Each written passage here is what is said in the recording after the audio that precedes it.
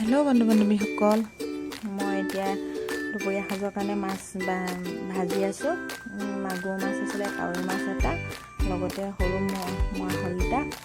তাৰপিছত এতিয়া ভালদৰে মাছখিনি ভাজি ল'লোঁ। মাছৰ লগত আজি মিক্স চব্জি বনাম বুলি ভাবিছিলোঁ, অলপ থুপথুপীয়াকৈ। প্ৰথমতে মেথিগুটিকেইটা আদা নহৰু দি পেলাই চব্জিখিনি তাত ঢালি দিলোঁ।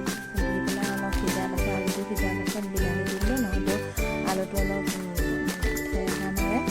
তাৰপিছত ভালদৰে যেতিয়া সকলোবোৰ সিজি হৈ গ'ল, এতিয়া তাত মাছ দি দিলোঁ। মাছ দি পেলাই অলপ ভালদৰে লৰাই দিলোঁ। ইয়াত মানে আমি থুপথুপীয়াকৈ অকল এখনীয়াকৈ খাবৰ কাৰণে তেনেকৈ বনাইছিলোঁ। তাৰ লৰাই দিয়া পাছত অলপ সময় অকণমান পানী অকণো দিলোঁ তাৰ লগতে। তাৰপিছত দিয়াৰ পাছত অলপ সময় উতল আহিবলৈ দি পেলাই এতিয়া চাওকচোন, এতিয়া আমাৰ এইটো চব্জিখন হৈয়ে গৈছে।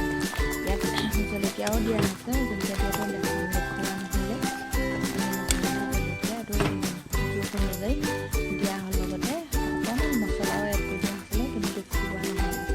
এতিয়া মানুহজনৰ কাৰণে মানুহজনৰ কাৰণে ছোৱালীয়ে সুধি আছে সকলোকে ভিডিঅ'টো চোৱাৰ বাবে সকলোকে বহুত